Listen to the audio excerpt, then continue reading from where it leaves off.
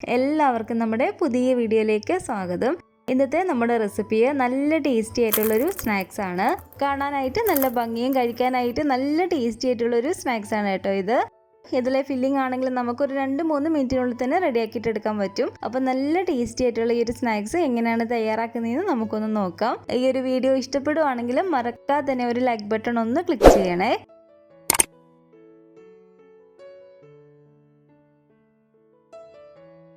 ഈ ഒരു സ്നാക്സ് റെഡിയാക്കാൻ വേണ്ടിയിട്ട് ഞാനിപ്പോൾ ഇതിലേക്ക് ഒരു 2 കപ്പ് അളവിൽ മൈദാമാവാണ് എടുക്കുന്നത്. 250 ml ഈ ഒരു കപ്പിൽ 2 കപ്പ് മൈദാമാവ് നമുക്ക് ഈ ഒരു പാത്രത്തിലേക്ക് ഇട്ട് കൊടുക്കാം. മൈദാമാവിന് പകരമായിട്ട് നമുക്ക് ഇതിലേക്ക് ഗോതമ്പ് പൊടി വേണമെങ്കിൽ എടുക്കാവുന്നതാണ്. ഗോതമ്പ് പൊടിയിൽ നമ്മൾ ചെയ്യുമ്പോൾ ടേസ്റ്റിന് ചെറിയൊരു വ്യത്യാസം ഉണ്ടാവും. 2 കപ്പ് അളവിൽ മൈദാമാവ് ഞാൻ ഈ ഒരു പാത്രത്തിലേക്ക് ഇട്ട് കൊടുത്തിട്ടുണ്ട്. അളവ് കപ്പില്ലെങ്കിൽ സാധാ വലിപ്പമുള്ളൊരു ഗ്ലാസ്സിൽ 2 ഗ്ലാസ് മൈദാമാവ് അളന്നിട്ടെടുത്താൽ മതി. പൊടിയിലേക്ക് ആവശ്യമായിട്ടുള്ള ഉപ്പും കൂടി നമുക്ക് ചേർത്ത് കൊടുത്തിട്ട് നല്ലപോലെ ഇതുപോലെ ഒന്ന് മിക്സ് ചെയ്തിട്ട് എടുക്കാം. ഇനി ഇതിലേക്ക് നല്ല ചൂട് വെള്ളം തന്നെ നമുക്കൊരു 4 ടേബിൾ സ്പൂൺ ഇതിലേക്ക് ചേർത്ത് കൊടുക്കാം. ആദ്യം ഒരു 2 ടേബിൾ സ്പൂൺ ചേർത്ത് കൊടുത്തിട്ട് ഒന്ന് മിക്സ് ചെയ്ത് നോക്കുക. എന്നിട്ട് വീണ്ടും നമുക്ക് ഇതിലേക്ക് ഒരു 2-3 ടേബിൾ സ്പൂണും കൂടെ ഒന്ന് ചേർത്ത് കൊടുക്കാം. നല്ല ചൂടായിട്ടുള്ള വെള്ളം തന്നെ വേണം നമ്മൾ ഇതിലേക്ക് ഇതുപോലെ ഒഴിച്ചു കൊടുക്കാൻ വേണ്ടിയിട്ട്. അപ്പോൾ ഇതിൽ കുറച്ച് ചൂടുവെള്ളം കൂടി ചേർത്ത് നമ്മളൊന്ന് മിക്സ് ചെയ്യുമ്പോഴത്തേക്കും ഇതുപോലെ കൈ കൊണ്ട് കുറച്ച് പൊടിയൊന്ന് പ്രസ് ചെയ്യുമ്പോഴത്തേക്കും പൊടിഞ്ഞു പോകാതെ ഈ ഒരു പരുവത്തിന് നമുക്ക് കിട്ടണം. ഇനി ഇതിലേക്ക് നമുക്ക് ആവശ്യത്തിനുള്ള പാൽ ഒഴിച്ചു കൊടുത്തിട്ടാണ് നമ്മളിതൊന്ന് മിക്സ് ചെയ്തിട്ട് എടുക്കുന്നത്. പാല് നമ്മൾ ഒഴിച്ചു കൊടുക്കുമ്പോഴത്തേക്കും ഇളം ചൂടുള്ള പാൽ ഒഴിച്ചു കൊടുത്തിട്ട് വേണം നമ്മളിതൊന്ന് മിക്സ് ചെയ്തിട്ട് എടുക്കാൻ വേണ്ടിയിട്ട്. ഒരുപാട് ചൂടുണ്ടാവാൻ പാടില്ല. ഞാനിപ്പോൾ ഇത് കുഴച്ചിട്ടെടുക്കാൻ വേണ്ടിയിട്ട് ഒരു 3/4 കപ്പ് അളവിൽ പാലാണ് എടുത്തിരിക്കുന്നത്. കുറച്ച് ചേർത്ത് കൊടുത്തിട്ട് നല്ല മയത്തിലൊന്ന് കുഴച്ചിട്ടെടുത്താൽ മതി. ലാസ്റ്റ് കുഴച്ചെടുത്തതിന് ശേഷം പാലിൻ്റെ അളവ് ഞാൻ പറയാം. പാല് ചേർത്ത് നല്ല മയത്തിൽ നമ്മളൊന്ന് കുഴച്ചിട്ടെടുത്തതിന് ശേഷം ഇതിലേക്ക് ഒരു 2 ടീസ്പൂൺ അളവിൽ ഓയിലും കൂടി നമുക്ക് ചേർത്ത് കൊടുത്ത് നല്ല മയത്തിൽ തന്നെ ഒന്ന് കുഴച്ചിട്ടെടുക്കാം. ഓയിൽ ഞാനിപ്പോൾ സൺഫ്ലവർ ഓയിലാണ് കേട്ടോ ഇതിലേക്ക് ഒഴിച്ചു കൊടുത്തിരിക്കുന്നത്.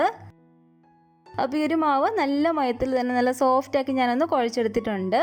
ഞാനിപ്പോൾ ഇതിലേക്ക് ഒരു 3/4 കപ്പ് അളവിൽ പാലാണ് എടുത്തിരിക്കുന്നത്. അതിൽ എനിക്ക് ഏകദേശം ഒരു 3 ടേബിൾ സ്പൂണുള്ള പാല് മാത്രമേ മിച്ചം വന്നിട്ടുള്ളൂ. അപ്പോൾ നിങ്ങളും പാൽ ഒഴിച്ചു കൊടുത്തിട്ട് ഇത് കുഴച്ചിട്ടെടുക്കുമ്പോഴത്തേക്കും കുറച്ച് ഒഴിച്ചു കൊടുത്തിട്ട് കുഴച്ചിട്ടെടുത്താൽ മതി. ഇതുപോലെ നല്ല മയത്തിൽ തന്നെ നമ്മളൊന്ന് കുഴച്ചിട്ടെടുത്തതിന് ശേഷം ഇതിൻ്റെ മുകളിലേക്ക് കുറച്ച് ഓയിലൊന്ന് തൂത്ത് കൊടുക്കുക. എന്നിട്ട് നമ്മളിതൊരു പ്ലാസ്റ്റിക് റാപ്പോ അല്ലെങ്കിൽ ഒരു മൂടിയോ വെച്ചൊന്ന് കവർ ചെയ്ത് കൊടുക്കുക. ഇതൊരു അരമണിക്കൂർ നേരത്തേക്ക് നമുക്കൊന്ന് റെസ്റ്റ് ചെയ്യാൻ വേണ്ടിയിട്ട് വെക്കാം. അപ്പോൾ കുറച്ചും കൂടി നല്ല മയത്തിൽ നമുക്ക് ഈ മാവ് കിട്ടും. ഫില്ലിങ് റെഡിയാക്കാൻ വേണ്ടിയിട്ട് നമുക്ക് ഇതിലേക്ക് വേണ്ടത് 1 കപ്പ് അളവിൽ ചിരകിയ തേങ്ങയാണ്. അപ്പോൾ 1 കപ്പ് അളവിൽ ചിരകിയ തേങ്ങ ഞാൻ ഇതിലേക്ക് ഇട്ട് കൊടുത്തിട്ടുണ്ട്. ഇതിന് പകരം നമുക്കിതിലേക്ക് ഡെസിക്കേറ്റഡ് കോക്കനട്ട് വേണമെങ്കിലും ചേർത്ത് കൊടുക്കാവുന്നതാണ്. അതുപോലെ തന്നെ ഒരു 1/4 കപ്പ് അളവിൽ നമുക്കിതിലേക്ക് ടൂട്ടി ഫ്രൂട്ടിയും കൂടി ചേർത്ത് കൊടുക്കാം. ഇത് കുറച്ച് നട്ട്സ് ഞാൻ ഇതുപോലെ ചെറിയതായിട്ടൊന്ന് കട്ട് ചെയ്തിട്ട് എടുത്തതാണ്. കുറച്ച് ബദാമും കാഷ്യൂനട്ടും നമുക്ക് ഇഷ്ടമുള്ള നട്ട്സ് ഇതുപോലെ ചെറുതായിട്ട് കട്ട് ചെയ്തിട്ട് ഇതിലേക്ക് ഇട്ട് കൊടുക്കാവുന്നതാണ്.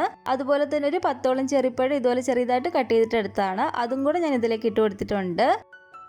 ഇനി ഇതിലേക്ക് ചേർത്ത് കൊടുക്കേണ്ടത് നമ്മുടെ മധുരത്തിന് ആവശ്യമായിട്ടുള്ള പഞ്ചസാരയാണ്. പഞ്ചസാര നമ്മൾ ചേർത്ത് കൊടുക്കുമ്പോൾ പൊടിച്ചിട്ട് വേണം ചേർത്ത് കൊടുക്കാൻ വേണ്ടിയിട്ട്.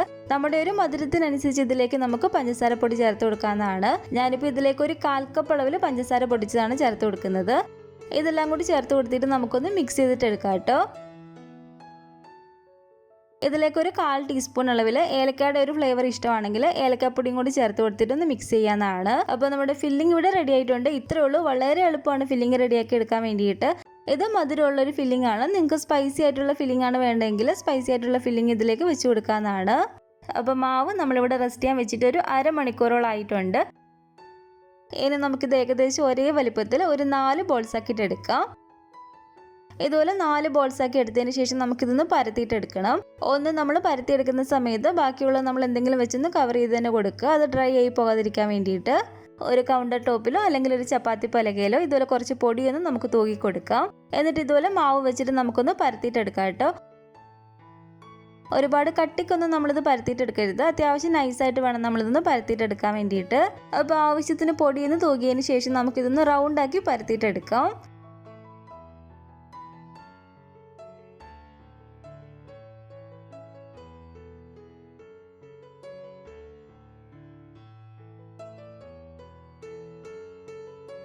അപ്പോൾ ഞാനിപ്പോൾ ഇതിവിടെ പരത്തിയെടുത്തിട്ടുണ്ട്. ഇത് കണ്ടില്ല, ഈ ഒരു കട്ടിക്ക് വേണം നമ്മൾ പരത്തിയിട്ടെടുക്കാൻ വേണ്ടിയിട്ട്. ഇതുപോലെ തന്നെ ഈ ഒരു കട്ടിക്ക് നമുക്ക് ബാക്കിയുള്ള ഒരു 3 ബോൾസും കൂടെ ഒന്ന് പരത്തിയിട്ടെടുക്കാം. അപ്പോൾ ഇതുപോലെ 4 ബോൾസ് ഒന്ന് പരത്തിയതിന് ശേഷം ഇതുപോലെ പരത്തിയ ഒരു മാവ് വെച്ചിട്ട് ഇതിലേക്ക് നമുക്കൊരു 1/4 ടീസ്പൂൺ അളവിൽ നെയ്യ് ചേർത്ത് കൊടുത്തിട്ട് നല്ലപോലെ തന്നെ നെയ്യൊന്ന് സ്പ്രെഡ് ചെയ്ത് കൊടുക്കുക. നെയ്യ് നമ്മൾ ഇതുപോലെ ഒന്ന് സ്പ്രെഡ് ചെയ്തതിന് ശേഷം ഇതിൻ്റെ മുകളിലേക്ക് നമുക്ക് കുറച്ച് പൊടി ഇതുപോലെ ഒന്ന് തൂക്കി കൊടുക്കാം. പൊടി എല്ലാ വശത്തും ചെറുതായിട്ടൊന്ന് തൂകിയതിന് ശേഷം ഇതിൻ്റെ മുകളിലേക്ക് നമുക്ക് പരത്തി ഒന്നും കൂടെ വെച്ച് കൊടുക്കാം കേട്ടോ. അതിലേക്കും കൂടെ കുറച്ച് നെയ്യ് ഇതുപോലെ നന്നായിട്ടൊന്ന് സ്പ്രെഡ് ചെയ്ത് കൊടുക്കുക. വീണ്ടും അതിൻ്റെ മുകളിലേക്കും കൂടെ കുറച്ച് പൊടി നമ്മളൊന്ന് തൂകിയതിന് ശേഷം മൂന്നാമത്തെ ഈ ഒരു ലെയറും കൂടെ നമുക്ക് വെച്ച് കൊടുക്കാം. ഇത് തന്നെ നമ്മളൊന്ന് റിപ്പീറ്റ് ചെയ്തിട്ടെടുക്കുക. അപ്പോൾ നാലാമത്തെ ഒരു മാവ് പരത്തിയും കൂടെ വെച്ച് കൊടുത്തതിന് ശേഷം വീണ്ടും അതിൻ്റെ മുകളിലേക്ക് കുറച്ച് നെയ്യൊന്ന് ആക്കി കൊടുക്കുകയാണ്. അതിൻ്റെ മുകളിലേക്കും കൂടെ നമുക്ക് ഇതുപോലെ കുറച്ച് പൊടിയൊന്ന് തൂക്കി കൊടുക്കാം. ഇതുപോലെ 4 വെച്ച് കൊടുത്തതിന് ശേഷം നമുക്ക് ഈ ഒരു സൈഡിൽ നിന്ന് ഇതൊന്ന് മടക്കി കൊണ്ടുവരാം കേട്ടോ.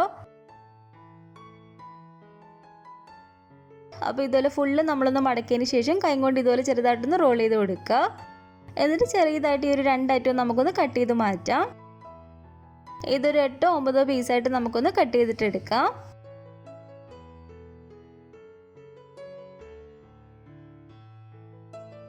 അപ്പോൾ ഇതിപ്പോൾ കണ്ടില്ല, ഇതിൻ്റെ ഉള്ളിൽ നല്ല ലെയർ ആയിട്ട് തന്നെ നമുക്കിവിടെ കിട്ടിയിട്ടുണ്ട്. ഇനി കട്ട് ചെയ്ത് ഓരോന്നും എടുത്തിട്ട് നമ്മൾ കയ്യിൽ കുറച്ച് നെയ്യാക്കിയതിന് ശേഷം കൈ കൊണ്ട് ചെറിയതായിട്ടൊന്ന് പ്രസ് ചെയ്ത് കൊടുക്കുക.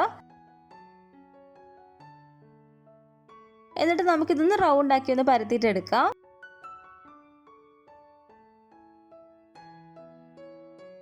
അപ്പോൾ ഈ ഒരു വലുപ്പത്തിൽ നമ്മളൊന്ന് റൗണ്ട് ആക്കി പരത്തിയതിന് ശേഷം ഇതിൻ്റെ മുകളിലേക്ക് നമുക്ക് ഒരു ഫില്ലിങ് വെച്ച് കൊടുക്കാം കേട്ടോ. നമ്മൾ ഇതുപോലെ ഫില്ലിങ് വെച്ച് കൊടുക്കുന്ന സമയത്തൊന്ന് പ്രത്യേകം ശ്രദ്ധിക്കേണ്ടത്, ആ ഒരു ലെയർ ഒരുപാട് കാണുന്ന വശത്തായിരിക്കരുത് നമ്മൾ ഫില്ലിങ് വെച്ച് കൊടുക്കുന്നത്. ആ ഒരു വശത്ത് നമ്മൾ ഫില്ലിങ് വെച്ചത് മടക്കിയാൽ നമ്മളിത് പൊരിച്ചെടുക്കുന്ന സമയത്ത് ആ ഒരു ലെയർ കാണാൻ പറ്റത്തില്ല. അപ്പോൾ ഒരുപാട് ലെയർ ആയിട്ടിരിക്കുന്ന ഭാഗം ഫ്രണ്ടിൽ വരുന്ന രീതിയിൽ വേണം നമ്മൾ ഫില്ലിങ് വെച്ച് കൊടുക്കാൻ വേണ്ടിയിട്ട്.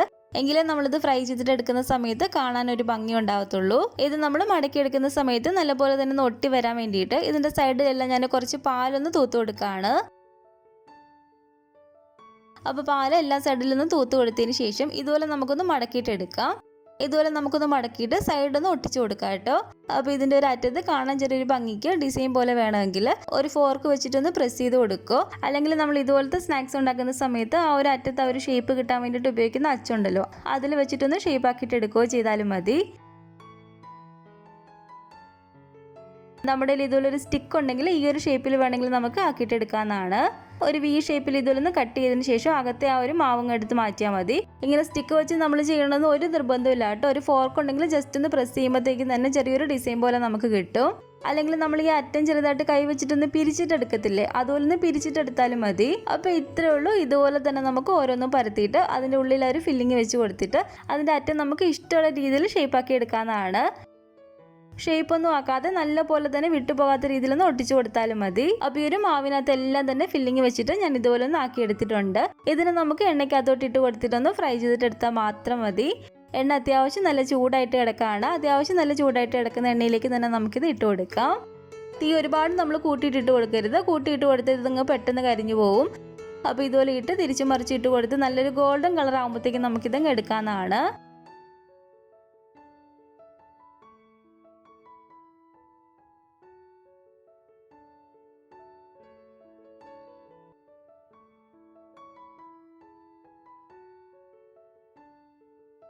അപ്പോൾ ഇതിപ്പോൾ ഇവിടെ ഫ്രൈ ആയിട്ട് വന്നിട്ടുണ്ട്. പുറമേ കണ്ടില്ല, നല്ലൊരു ലെയർ പോലെ നമുക്കിവിടെ കിട്ടിയിട്ടുണ്ട്. അപ്പോൾ ഇതുപോലെ തന്നെ നമുക്ക് ബാക്കിയുള്ളതും കൂടെ ഒന്ന് ഫ്രൈ ചെയ്തിട്ടെടുക്കാം. അപ്പോൾ ഇതെല്ലാം തന്നെ ഞാനിവിടെ ഒന്ന് ഫ്രൈ ചെയ്തെടുത്തിട്ടുണ്ട്. നമ്മളിത് ലെയറായിട്ട് ചെയ്തുകൊണ്ട് ഇത് ഫ്രൈ ചെയ്ത് വരുന്ന സമയത്ത് കാണാൻ കുറച്ചും കൂടി നല്ല ഭംഗിയായിരിക്കും. അപ്പോൾ നല്ല ടേസ്റ്റി ആയിട്ടുള്ള നമ്മുടെ ഒരു സ്നാക്സ് ഇവിടെ റെഡി ആയിട്ടുണ്ട്. പുറമേ നല്ല ക്രിസ്പിയും അകത്ത് തേങ്ങ വെച്ചിട്ടുള്ള നല്ല ടേസ്റ്റി ആയിട്ടുള്ളൊരു ഫില്ലിങ്ങുമാണ്. അപ്പോൾ ഈ ഒരു റെസിപ്പി നിങ്ങൾക്ക് ഇഷ്ടപ്പെട്ടെങ്കിൽ ഒന്ന് ട്രൈ ചെയ്ത് നോക്കുക. ഉണ്ടാക്കി നോക്കിയിട്ട് നിങ്ങളുടെ അഭിപ്രായങ്ങളൊക്കെ മറക്കാതെ തന്നെ നമ്മുടെ കമൻറ്റ് ബോക്സിൽ വന്ന് അറിയിക്കണേ. അതുപോലെ തന്നെ നമ്മുടെ ഒരു വീഡിയോ ഇഷ്ടപ്പെട്ടെങ്കിൽ മറക്കാതെ ഒരു ലൈക്ക് ബട്ടണും കൂടെ ഒന്ന് ക്ലിക്ക് ചെയ്യുക. നിങ്ങളുടെ അഭിപ്രായങ്ങളൊക്കെ കമൻറ്റ് ചെയ്യും. ഫാമിലിയും ഫ്രണ്ട്സും ഒക്കെ ആയിട്ട് നമ്മുടെ ഒരു വീഡിയോ ഒന്ന് ഷെയർ ചെയ്ത് കൊടുക്കുക. പുതിയതായിട്ട് നമ്മുടെ ഈ ഒരു ചാനൽ ആരെങ്കിലും കാണുന്നുണ്ടെങ്കിൽ താഴെ കാണുന്ന റെഡ് സബ്സ്ക്രൈബ് ബട്ടണും കൂടെ ഒന്ന് പ്രസ് ചെയ്ത് സപ്പോർട്ട് ചെയ്യണേ. കൂട്ടത്തിൽ കാണുന്ന ബെൽ ഐക്കണും കൂടെ ഒന്ന് ക്ലിക്ക് ചെയ്യുകയാണെങ്കിൽ ഞാൻ പുതിയ റെസിപ്പികളൊക്കെ ഇടുമ്പോൾ നിങ്ങൾക്ക് അതിൻ്റെ നോട്ടിഫിക്കേഷൻ കിട്ടുന്നതായിരിക്കും. ഇൻഷാല്ലാ വീണ്ടും നമുക്ക് ഇതുപോലെ നല്ലൊരു റെസിപ്പി ആയിട്ട് കാണാം.